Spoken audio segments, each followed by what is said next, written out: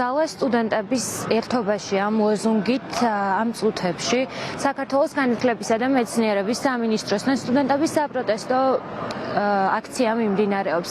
ისინი აპროტესტებენ ქართული ოცნების გადაწყვეტილებებს და ამბობენ, რომ მმართველი პარტიის გადაწყვეტილებები ძალიან მნიშვნელოვნად მოქმედებს განათლების სისტემაზეც და ის ძალიან აზიანებს სტუდენტებს, რომლებსაც წესით უნდა შეეძლოთ, რომ მიიღონ ღირსეული განათლება. თუმცა ნაცვლად ამისა სტუდენტები აღნიშნავენ, რომ მათ უწევთ საპროტესტო აქციების გამართვა, უწევთ უსამართლობასთან ბრძოლა და უწევთ იმის ყურება, თუ როგორ არიან საპატიმროში მათი თანატოლები და როგორ ისჯებიან ისინი იმის გამო, რომ ცდილობდნენ საკუთარი პროტესტის ხმა გაეჟღერებინათ და ამგვარად მათ დაეცვათ ქვეყნის ევროპული მომავალი. აქ შეკრებილი სტუდენტები ამბობენ, რომ ისინი არ აპირებენ შეწყვიტონ ბრძოლა და ეს ახალი ინიციატივა, ახალი საპროტესტო კერა, როგორც ისინი ამბობენ, იქნება მოძრავი. დღეს პირველი ადგილი, სადაც ისინი შეიკრიბნენ ამ ინიციატივის ფარგლებში, არის განათლების სამინისტრო, თუმცა როგორც სტუდენტები აღნიშნავენ, ისინი მუდმივად გამართავენ საპროტესტო